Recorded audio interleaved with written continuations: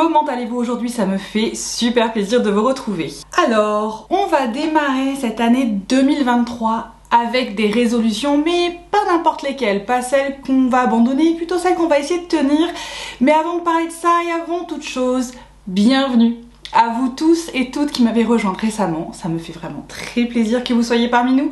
Et à vous qui êtes là depuis plus ou moins longtemps, un énorme cœur sur vous. Qui dit nouvelle année dit résolution. Alors bien évidemment, on n'est pas obligé d'attendre une nouvelle année pour se donner des résolutions. Typiquement, c'est pas quelque chose que je fais, c'est-à-dire que je sais très bien ce sur quoi je veux progresser et ce que je veux aussi laisser tomber. Je pense que ça, c'est aussi une histoire d'âge. Plus on avance en âge et plus on avance en sagesse, et surtout plus on sait ce qu'on ne veut plus. Et aujourd'hui, on va parler de ces marques que je vais laisser derrière moi. Pour 4, c'est sûr à 100%, mis à part Renaissance improbable.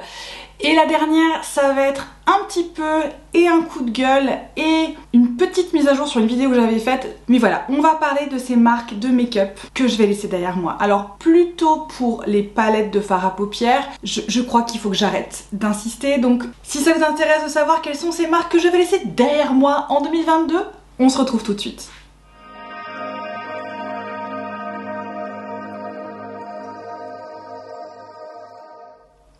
Si vous avez vu ma vidéo de ces palettes que je veux garder loin de moi, vous avez déjà une petite idée des marques dont je vais parler. On va commencer avec une qui me paraît moins évidente, mais peut-être pas si vous venez tout juste d'arriver sur cette vidéo, et il s'agit de Urban Decay. Urban Decay, ça a été pour beaucoup de make-up addicts comme moi-même la référence sur les palettes d'ombre à paupières pendant longtemps. Ils ont été précurseurs sur le marché et notamment avec leur ligne Naked. Je pense qu'on a tous eu cette palette à un moment dans nos placards. Alors moi j'ai fini en fait par la mettre à la retraite tout simplement parce qu'elle était très vieille et que je me suis rendu compte que les fards ne performaient plus, et je l'ai gardé longtemps, hein. Je l'ai gardé peut-être 5 ou 6 ans avant de me dire non, là je crois qu'il est temps que je m'en sépare, parce que les ombres à paupières ont quand même une durée de vie qui est certes très longue, mais elles en ont quand même une. Mais bon, la Naked c'était la référence.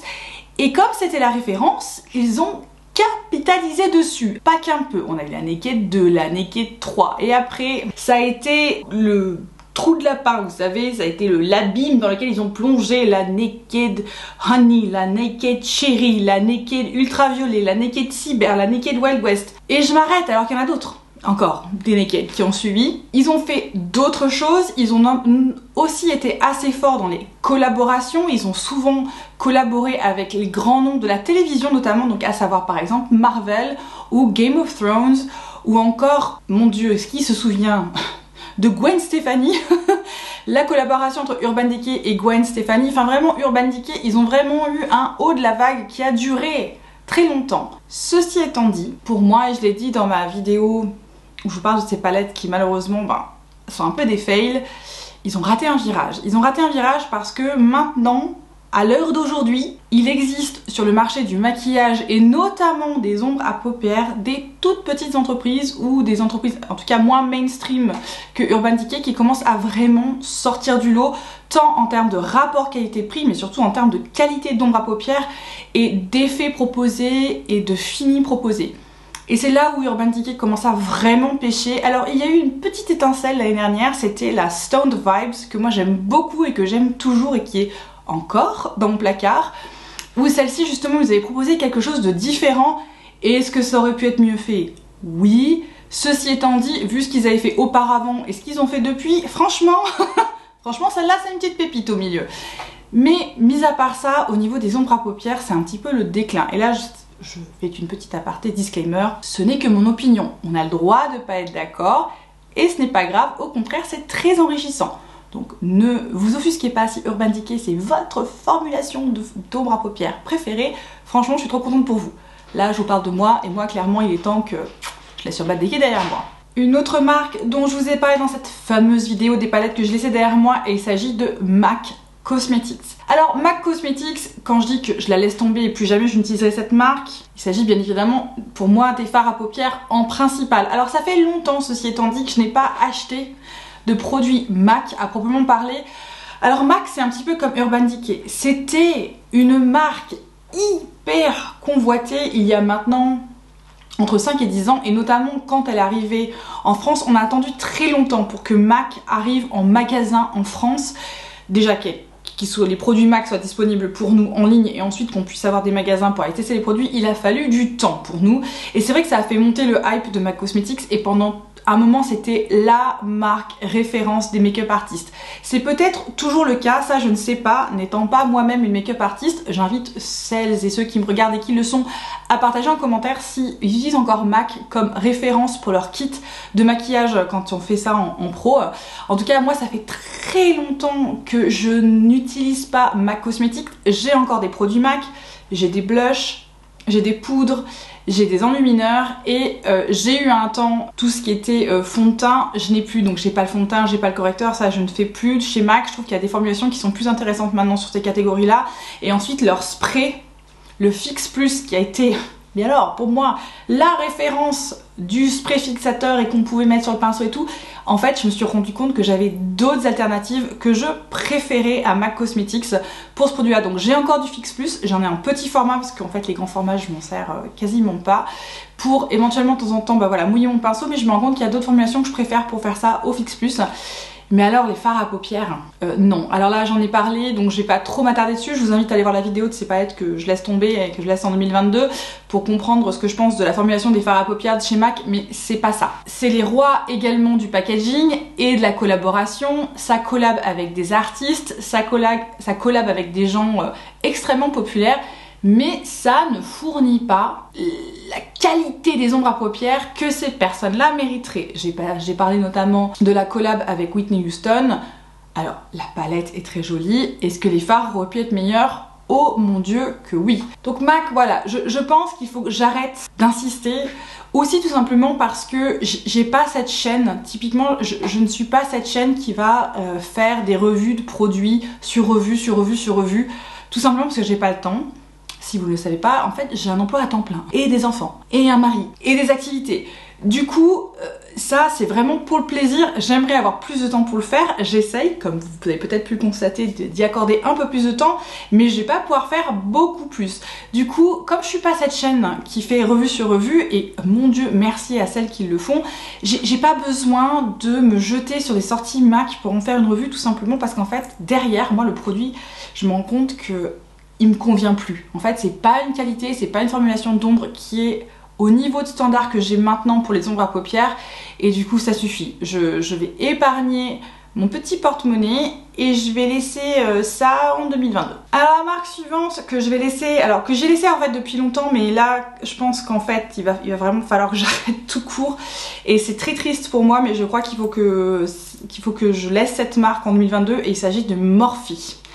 Alors je ne sais pas si vous avez entendu parler, mais Morphe, donc Morphe Brushes, donc l'entreprise aux États-Unis, a fermé tous ses magasins physiques quasiment du jour au lendemain, sans donner aucun délai à leurs employés. Donc en gros, un jour les employés sont arrivés et le magasin était vide et tout était dans des cartons, et c'était avec leur petit garçon, merci, au revoir. Donc je trouve cette façon de faire extrêmement douteuse, pour rester très poli. Ceci étant dit, ça ne m'étonne pas que Morphe ferme. Alors pas qu'ils fassent à leurs employés, ça clairement c'est inadmissible. Mais qu'ils ferment, ça ne m'étonne pas parce que moi ça fait très longtemps que je n'ai pas acheté une palette de chez Morphe. La dernière palette Morphe que j'ai achetée, c'était la 39S, celle bien évidemment qui avait tous les violets. Et je me suis rendu compte, bien évidemment, et ça c'est dû à ma collection qui s'est agrémentée d'ombres à paupières de vraiment meilleure qualité, qu'en fait c'était pas pour moi, que ce soit pour leurs ombres à paupières. J'ai jamais aimé leurs produits teints, leurs pinceaux en fait j'en étais beaucoup mieux. Pareil, je me suis rendu compte que, alors oui c'était vraiment pas cher, mais par contre dès qu'on voulait laver derrière ils deviennent hyper secs et hyper irritants en fait. Pas génial. Les seuls pinceaux je trouve qui valaient le coup de chez Morphe, c'était ceux qu'ils avaient fait en collaboration avec Jaclyn Hill. Bon hein, voilà, on va pas s'attarder sur elle. C'est là où je me rends compte que Morphe, ça fait très longtemps que j'ai laissé tomber le wagon des ombres à paupières. Par contre, ce qui est resté dans ma collection et que j'adore et qui va être pour moi extrêmement difficile de remplacer, leur pré-fixateur continu. Mon Dieu, celui-là, j'en ai passé des bouteilles, je l'adore. Ceci étant dit, vu ce qui est en train de devenir l'entreprise, vu leur pratique commerciale, je crois qu'il faut que j'aille mettre mes œufs dans un autre panier et qu'il est temps pour moi de trouver un autre spray fixateur. Donc si vous connaissez une brume qui est comme la brume Morphe, à savoir cette espèce de brume continue mais pas trop épaisse et qui vous gicle pas à la figure, je suis preneuse. Dites-moi tout aux commentaires si vous avez trouvé vous un substitut à cette brume fixatrice. Je prends parce que je suis à la recherche et pour l'instant je n'ai pas trouvé d'équivalent. Donc voilà, mais je pense qu'il est temps pour moi de laisser ça de côté, de laisser Morphe. Malheureusement, je ne peux pas adhérer à ce qui se passe avec cette entreprise et si c'est juste pour ce produit-là, je pense que je peux faire cet effort-là. La marque suivante que je vais arrêter tout simplement je vais arrêter de craquer. Là, c'est pas que ça va pas, c'est pas que foncièrement c'est une catastrophe ou qu'ils ont des pratiques commerciales qui mériteraient d'être jugées. Non, c'est simplement qu'en fait la qualité n'y est pas pour moi. Et là, je dis bien pour moi, c'est très personnel et il s'agit de Colourpop. Alors Colourpop, ils sont très populaires. Ils proposent toute une gamme de produits et notamment toute une gamme de palettes d'ombre à paupières. Je pense que c'est potentiellement eux qui ont le catalogue le plus vaste. Alors vaste ne veut pas dire varié. Ils ont un très grand catalogue qui a quand même beaucoup de répétitions. Et Colourpop, c'est les rois du design. C'est les rois du packaging trop cute avec des collabs de nos enfances, notamment Disney ou Star Wars ou Hocus, enfin, tous ces univers-là. Forcément, le petit enfant qui vit en nous, il a des petites étoiles dans les yeux et vous savez très bien mon amour typiquement pour cette palette-ci qui pour moi est la meilleure collaboration qui puisse exister, à savoir Colourpop et Tinkerbell, la fée clochette, qui est mon personnage préféré de chez Disney, qui est la raison pour laquelle ma chaîne s'appelle Missy Ferry, si jamais vous ne le saviez pas. Mais voilà, clairement cette palette-ci, pour moi, je ne regrette rien. Je trouve qu'en plus, heureusement pour moi, c'est une de leurs meilleures qualités parce que toutes les ombres à paupières ne se valent pas chez Colourpop. Et c'est ça le truc. Je me suis rendu compte que de temps en temps, on a des petites pépites sur leurs ombres à paupières, en tout cas sur leur palette, parce que bon, moi les monos ça m'intéresse pas chez Colourpop, donc dans leur palette, c'est un petit peu du 50-50, voire du 20-80. J'ai 2 chances sur 10 d'obtenir une palette de la qualité par exemple de la Tinkerbell ou encore de la qualité de la Mandalorian. Pas toutes les palettes n'ont cette qualité-là et c'est ça le truc. Je ne veux plus. En fait, même si c'est pas cher, vous savez, hein, la somme des petits montants, ça fait un grand montant. Et ça suffit. J'ai fait des boîtes mystères de Colourpop, je me rends compte que ce que je trouve dedans, ça ne m'intéresse pas. Quand je vais dans les collabs, et ben des fois c'est cool, des fois la qualité elle est bof. Dans leur palette 9 fards, donc 2 Sormassi, mais qui sont, vous savez, monochromatiques, toutes les monochromatiques ne se valent pas. Mais surtout, j'ai depuis en fait découvert des ombres à paupières comme Blend Bunny, qui font la couleur tellement bien qu'à côté de ça, Colourpop, franchement, ça manque vraiment beaucoup.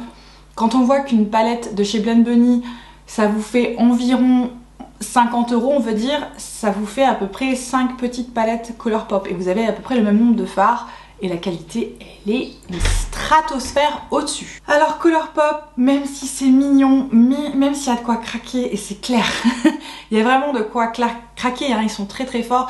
Je crois qu'en fait, encore une fois, parce que je ne suis pas cette chaîne qui fait revue sur revue, je crois qu'il faut que j'arrête de mettre mon argent là-dedans et que je garde maintenant mon argent pour des palettes qui vraiment ont du sens pour moi, vu ce que j'ai.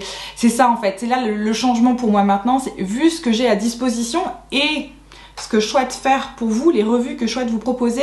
Je suis pas sûre que je sois la chaîne qu'on vient chercher pour Colourpop. Alors j'en parlerai de temps en temps dans des classements ou dans des Get Ready With Me, mais vous viendrez pas ici pour une revue spécifiquement pour Colourpop. Je pense qu'il y a là des gens qui font ça beaucoup mieux que moi et du coup je pense que c'est bon, je peux laisser Colourpop derrière moi. J'ai encore des palettes de chez eux dont je suis très satisfaite, dont notamment celle avec Tinkerbell.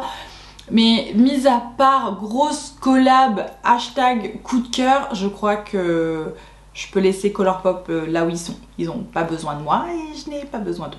Et pour cette dernière marque, et c'est là où je vous conseille d'aller prendre un thé bien chaud, voire un petit apéro en fonction de l'heure qu'il est, à consommer avec modération bien évidemment. C'est une de mes marques chouchou, mais là je veux pousser un coup de gueule parce que ce n'est plus possible de faire ça, ce n'est plus possible de traiter les clients comme ça et il s'agit de Pat McGrath. Alors vous savez, Patou, c'est ma pote. On se connaît depuis Mathusalem. Mais alors Patou, je sais pas de qui elle s'est entourée, mais ça ne va plus du tout. Ça ne va plus du tout sur les produits qui sont proposés et ça ne va surtout plus du tout avec l'entreprise et les pratiques commerciales de cette dernière.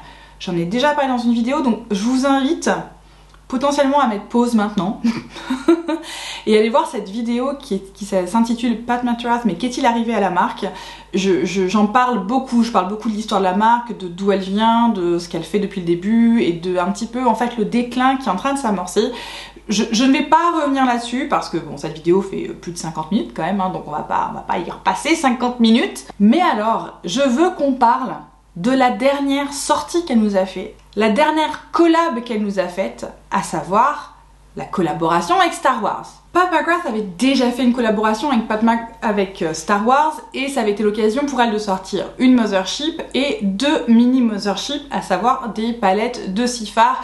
Pareil, je vous invite à aller voir la vidéo sur qu'est-il arrivé à la marque, je vous montre ces palettes et ce qu'elles représentaient à ce moment-là. Et là, elle nous refait une collab. Alors, pareil, ce qu'elle avait déjà fait et ce qu'elle a fait aussi, c'est que la Mothership qui appartient à ces collections-là de collaboration, ce n'est pas une Mothership qui n'existe pas. C'est une Mothership qui est redesignée avec le thème Star Wars du moment, mais c'est une Mothership qui existe dans le catalogue. Donc, dans la version là, actuelle qui est sortie en décembre, c'est la Midnight Sun qui a été mise aux couleurs de Star Wars.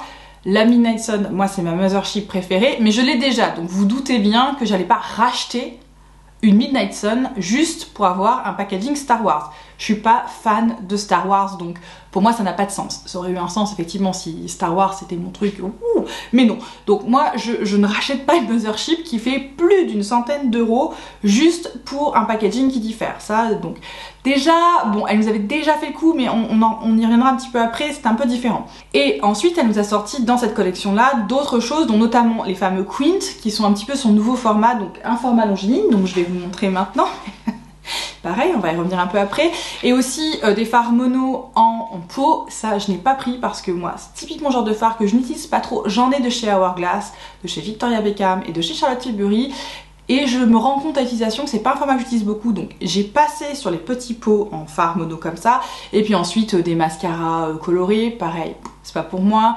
Toujours des produits lèvres. Pareil, c'est pas pour moi. Mais bon, disons qu'il y avait vraiment cette fois-ci toute une collection autour du thème Star Wars. Je crois que dans l'édition avant, on avait des baumes pour les lèvres. Là, on a eu des produits lèvres différents dans cette collection-là, aussi bien des rouges à lèvres liquides que des glosses, si je ne dis pas de bêtises. Au niveau des palettes qui étaient proposées, donc on avait effectivement la Midnight Sun, et comme je vous le dis, je ne l'ai pas prise. Et j'ai bien fait, parce que la Midnight Sun, version Star Wars, en fait, c'est son packaging classique noir sur laquelle a été mis un stickers. Donc c'est un petit peu flotté sur YouTube, je sais pas si vous suivez différentes chaînes américaines, il fallait voir des chaînes plutôt anglophones où ils ont appelé ça de Stickergate, où en gros on voit que le sticker a été collé sur le dessus de la Mothership laquée noire. Alors c'est sûr que il y a de quoi un petit peu scandaliser pour une marque qui se veut de luxe. Je pense qu'ils auraient été dans la capacité de faire un packaging spécifique pour Star Wars, parce qu'ils l'ont fait. C'est ce que je vais aller vous montrer quand j'ai commencé à vous parler de la dernière collection, c'est que la Mothership qui est sortie pour la première collection Star Wars, elle va vous éblouir, elle est dorée, il y a toutes mes traces de doigts, mais en fait vous voyez c'est un packaging qui est doré, et à l'intérieur c'était la Mothership 4 Décadence. Quand la collection Star Wars était sortie à ce moment-là, la Décadence n'existait plus dans le catalogue. Ça avait été une édition limitée qui avait disparu du catalogue de Pat McGrath pendant plus d'1 an et demi. Et ils l'ont ressorti à l'occasion de la collab avec Star Wars. Donc depuis, vous trouvez la Décadence, donc la Mothership 4, dans son packaging classique laqué noir, et où la boîte est une couronne.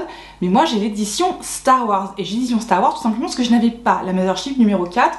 Mais vous voyez, l'édition Star Wars est complètement dorée, le packaging est doré, c'est pas un stickers, donc c'est écrit Star Wars The Rise of Skywalker, donc c'était le Star Wars qui est sorti à ce moment là, et tout le packaging était doré, la boîte était dorée, le packaging était doré, c'est pas un sticker, vraiment le composant est doré. S'ils sont capables de faire ça, ils étaient capables pour cette sortie-ci de nous faire peut-être l'inverse, un packaging laqué noir avec écrit Star Wars en doré. Je pense que ça aurait été tout à fait faisable et on n'aurait pas eu ce gros couac qui est je te colle un sticker sur une Mothership et pouf, je t'appelle ça une édition limitée. Non, c'est pas sérieux. Pour une marque qui se veut de luxe, ce n'est pas sérieux du tout. Mais là où ça s'aggrave, et c'est mon coup de gueule, c'est au niveau des délais. Non seulement des délais d'envoi des commandes, mais alors des délais de réponse du service client, là c'est devenu n'importe quoi. Vous avez été nombreuses à échanger avec moi sur Insta par DM en me posant des questions sur est-ce que c'était normal que votre commande, notamment du Black Friday, plus d'un mois après, ne soit toujours pas là et qu'en plus, le service client ne réponde pas. Ma réponse à ça, c'est non. J'avais déjà partagé mon agacement dans une vidéo précédente sur les délais de livraison de Pat McGrath, notamment pour les clients internationaux. Ils sont devenus scandaleux. Assez scandaleux pour que je pousse ce coup de gueule là parce que vous le savez ou peut-être vous ne le savez pas, moi j'adore Pat McGrath, c'est une de mes marques préférées. Mais là c'est pas possible, on ne peut pas faire ça quand on est une marque qui se veut être d'un très haut standing. On doit avoir un service client qui est à la hauteur de ce qu'on prétend vendre. Là, donc typiquement, les petits quints qui allaient avec la collection de cette année, il y en avait 3. Moi j'ai acheté le pack de 3 le jour de la sortie, à l'heure de sortie. Vous imaginez bien que je ne l'ai pas eu le lendemain, il a fallu plus de 2 semaines pour que mon paquet parte. Et il est arrivé incomplet. Je n'ai que 2 des petits quints de cette collection. Donc je voulais en faire une revue, mais en fait, je ne veux pas donner ce genre de visibilité à la marque parce qu'elle ne la mérite plus. Donc j'ai utilisé une petite association des 2 quints pour le look du jour. Je vous mettrai en barre de description ce que j'ai utilisé. Donc j'ai utilisé toutes les teintes de celle-ci et la teinte un petit peu verte de la droïde. Mais il me manque The Golden One. C3PO, il me manque voilà, la dorée. Alors déjà le packaging, ça c'est le packaging extérieur. C'est franchement... Enfin... C'est quoi ça, Pat? C'est quoi ce truc en carton là? Enfin... Alors oui, hein, c'est chouchou, c'est rigolo. Mais ça rend la marque cheap, mais cheap. Si jamais je vous les montre rapidement, ça c'est la droïde, la divine droïde, plein de petites couleurs. J'ai pas encore swatché les fards, donc je ne sais pas trop. J'ai utilisé que le fard vert de celle-ci, donc qui était en bout de ligne. Au niveau de celle-ci, qui est la C, non mais ça, franchement, vraiment les cartons, je vais finir par les jeter parce que on peut pas ranger un truc pareil. Et comme moi, je me sers pas de mon maquillage comme de déco, bref. Donc ça c'est l'autre quint qui est... Alors, ils sont très bien ces quints, hein, c'est pas le problème. Donc ça c'est celui que j'ai utilisé toutes les couleurs pour faire le look du jour. Mais ça fait tellement cheap que c'est un peu... Enfin, c'est déconcertant en fait pour Pat McGrath. Donc ça c'est la première chose. Donc mon paquet est arrivé incomplet. Donc vous imaginez bien que ça m'a un petit peu couru sur le haricot cette histoire-là. Donc j'écris un mail au service client de Pat McGrath en disant... Je viens tout juste de recevoir ma commande passée il y a plus de 2 semaines et il est incomplet. Il manque la palette de Golden One et je demande à être remboursée. Parce qu'à ce niveau-là, j'ai pas envie d'attendre 3 semaines pour qu'il m'envoie. À la limite, c'était le trio qui m'intéressait, c'était la palette du trio qui m'intéressait le moins. Donc là, à ce niveau-là, je demande un remboursement. Ça ne m'intéresse pas d'avoir cette palette. Et ça, c'était le 1er janvier. Voilà, toujours pas de réponse. Donc j'ai renvoyé un second mail aujourd'hui où je hausse carrément de ton. On va voir s'ils me répondent ou non. En allant un petit peu voir ce qui se passe sur l'Insta de Pat McGrath, je me rends compte que je ne suis pas la seule à avoir reçu mon trio incomplet.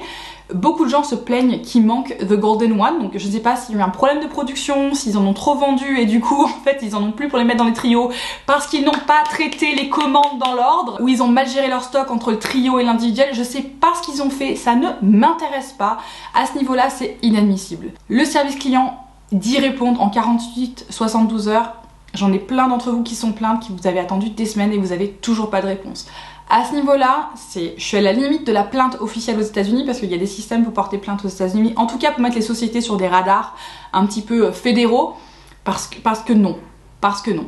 Et à cause de cela, je veux dire, je n'ai plus du tout envie, mais alors plus du tout envie de donner mon argent à cette société. Alors, ça n'enlève rien au génie de l'artiste, attention, je ne parle pas de la personne, mais alors l'entreprise que Pat McGrath Labs est devenue, c'est catastrophique. C'est en train de détruire la valeur que pouvait être cette marque à ses débuts. Alors c'est bien, hein, elle enchaîne les promos, les Black Friday, les moins 40%, waouh, génial, mais si c'est pour que soit les commandes n'arrivent pas, soit elles arrivent à complète, soit éventuellement elles peuvent arriver cassées, hein, je sais pas, ça n'a pas encore été mon cas, mais que dans ces 3 cas de figure, on ait besoin d'intervenir avec le service client et que ce dernier ne répond tout simplement pas et ne donne pas suite, c'est terminé. Je crois qu'il faut que ce genre de pratique-là, moi je laisse derrière moi. J'ai autre chose à faire que de courir après un service client par email pour obtenir un remboursement quand, de toute évidence, il en faut un. Ou tout du moins un email en disant on est vraiment extrêmement submergé, il va nous falloir tant de temps pour vous répondre, mais avant cette date-là, on vous répondra. Je veux dire, vu les volumes de vente, ils devraient mettre l'argent en priorité sur ce secteur-là, sur le service client, parce que par ailleurs, si le service client n'est pas à la hauteur, ça sert à rien de faire des super sorties, ça sert à rien de faire des super promos, les gens seront quand même déçus. À partir du moment où vous n'êtes pas capable de tenir la cadence que vous vous imposez à vous-même, parce que personne n'a obligé Pat McGrath à enchaîner les promos comme ça, ou éventuellement à enchaîner les sorties. Je ne sais pas d'où vient cette obligation que l'entreprise s'est donnée à elle-même, mais alors ces derniers mois, ça a été un petit peu la folie furieuse, mais du coup, c'est en train de tuer définitivement la qualité de Pat McGrath. Et pour moi, ce qui faisait Pat McGrath, c'était cette qualité-là. Si je ne la trouve plus, ça ne m'intéresse plus. Bien évidemment, je mets là Pat McGrath sur la sellette. Je ne sais pas et je ne pense pas. Il aurait probablement fallu que je fasse cette vidéo en anglais pour qu'elle ait un tout petit peu de réverbération. Parce que je ne pense pas qu'il y ait des représentants de Pat McGrath Europe. Si c'est le cas, n'hésitez pas à partager cette vidéo pour qu'elle fasse du bruit et qu'on essaie d'obtenir... Le but, c'est d'obtenir une réponse et d'obtenir quelque chose pour nous tous. Hein. C'est pas pour moi personnellement, mais c'est vraiment pour tous les clients de Pat. Moi, j'ai l'impression de... Je ne peux plus, là tout de suite, je ne peux plus vous conseiller Pat McGrath. En tout cas, je ne peux certainement pas vous conseiller d'acheter sur leur site internet. Même si à moins 40%, si vous ne recevez pas votre commande, vous avez quand même perdu de l'argent. Donc ça ne vaut pas le coup du tout. Je vous déconseille, donc là je vais maintenir cette position jusqu'à nouvel ordre et je ne manquerai pas de vous tenir au courant si elle change ou si je l'entérine définitivement. Mais n'achetez pas sur patmcgrath.com, peu importe les promotions, il y a trop de problèmes. Il y a trop de problèmes de délai qui sont très longs. Et en plus de ça, vous n'allez obtenir aucune réponse du service client. Donc il n'y a rien de plus angoissant que de mettre une somme d'argent qui est quand même conséquente, hein. Même avec un moins 40%, vous mettez 60-70 € dans un produit Pat McGrath pour en fait ne rien voir venir pendant un moment. Non, je vous déconseille ça à 100%. Pour ma part, je vais arrêter pour l'instant d'acheter chez patmcgrath.com. La conséquence malheureuse pour moi, c'est que je ne pourrai pas vous faire de revue sur ces sorties aussi rapidement qu'avant, et ça c'est tant pis pour moi en fait. Il va falloir que j'attende que ça arrive chez un autre revendeur que Pat McGrath. Alors malheureusement pour nous, Sephora France, ils ont des collections 43 000 ans après, donc il va falloir que je trouve une solution. Je sais pas encore laquelle, je vais réfléchir. Mais là, clairement pour moi, c'est terminé. Je n'achète plus sur ce site-ci. J'hésite même encore à acheter des produits de Pat McGrath. Hein. Je suis à deux doigts d'abandonner définitivement Pat McGrath. Vous imaginez ce que ça veut dire ça pour moi? Peut-être pas. Hein. Mais alors je vous explique même pas ce que ça veut dire parce que c'est une de mes marques chouchou. Ça me fend le cœur. Franchement, ça me fend le cœur de voir à quel point c'est en train de partir dans une spirale mais de dégradation sans fin. Donc je souhaite que le message arrive à se relayer, je ne suis pas la seule à me plaindre, donc j'espère que la multiplication des plaintes va amener la marque et en tout cas les personnes en charge de la stratégie commerciale de Pat McGrath et de la stratégie client de Pat McGrath de se poser les bonnes questions et de prendre les bonnes résolutions pour 2023. Sinon, on risque, en tout cas moi je risque de plus beaucoup en parler. Et c'est tout pour aujourd'hui. On a terminé sur un truc un petit peu spicy là. Hein. Donc si cette vidéo vous a plu, n'hésitez pas à lui laisser un petit pouce et dites-moi tout en commentaire. Est-ce qu'il y a pour vous des marques que vous avez affectionnées pendant des années mais que vous allez laisser de côté maintenant? Pour une raison ou pour une autre, hein, c'est pas forcément une histoire de qualité, de produit, mais voilà, il est temps pour vous de passer à autre chose. Avec, vous savez, c'est un au revoir amical, on s'aime bien mais en fait on s'entend plus. Voilà, dites-moi tout en commentaire s'il y a des marques qui rentrent dans cette catégorie. Dites-moi aussi en commentaire si ces derniers temps vous avez fait l'expérience de problèmes avec Pat McGrath. Voilà, n'hésitez pas à partager peut-être des astuces pour résoudre les problématiques rencontrées. Alors, vous pouvez bien évidemment partager votre expérience si elle est négative, hein, je ne vous en empêche pas, mais partagez aussi peut-être si vous avez une expérience positive, peut-être que ça nous rassure à tous. En tout cas, dites-moi tout en commentaire, et si ce n'est pas déjà fait, bien évidemment, abonnez-vous, ça me ferait vraiment très plaisir que vous soyez avec nous parmi cette communauté quand même très agréable. Je vous souhaite en attendant à vous tous et à vous toutes une très belle journée et une excellente soirée. Ciao ciao!